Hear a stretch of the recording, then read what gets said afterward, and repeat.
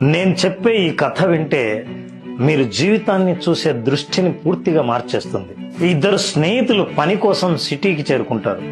బాగా కష్టపడి సంపాదించి ఒక హోటల్ని స్టార్ట్ చేస్తారు. స్టార్ట్ చేసిన కొద్ది కాలంలోనే బాగా లాభాలను సంపాదిస్తారు. ఆ లాభాలను సంపాదించి ఇద్దరు పంచుకునే క్షణంలో ఒక స్నేహితుడికి మరో స్నేహితుడు లేకపోతే ఈ సగభాగం లాభం కూడా నాకే కదా అనే దుర్బుద్ధితో ఆలోచిస్తాడు. ఆలోచించిన మరుక్షణమే అతనికి విషం పెట్టి చంపేస్తాడు. స్నేహితుడు చనిపోయిన తర్వాత పూర్తి లాభాలని తనే ఆస్వాదించి అనుభవించి ధనం, భూమి, ఇల్లు, అన్ని రకాలైన ఆస్తులు కొని అనుభవిస్తూ ఉంటాడు. ఒక అందమైన అమ్మాయిని చూసి పెళ్లి చేసుకుంటాడు.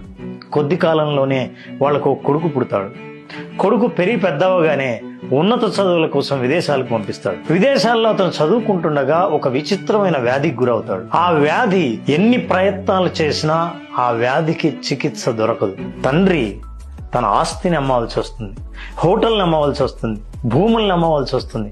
సంపాదించిన ఆస్తి మొత్తం కరిగిపోతుంది. ఒకరోజు బాధతో తండ్రి చూస్తుండగా ఆ రోగాన పడిన కొడుకు, నాన్న నన్ను గుర్తుపట్టావా అని అడుగుతాడు.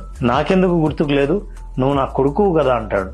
కాదు నాన్న, నేను 30 సంవత్సరాల కిందట నువ్వు నన్ను చంపేశావే, ఆ స్నేహితున్నే నీ కొడుకుగా వచ్చాను, నా భాగాన్ని నేను తీసుకోవడానికి వచ్చాను అని అంటాడు. ఈ కథ ద్వారా ఒకరి హక్కును మనం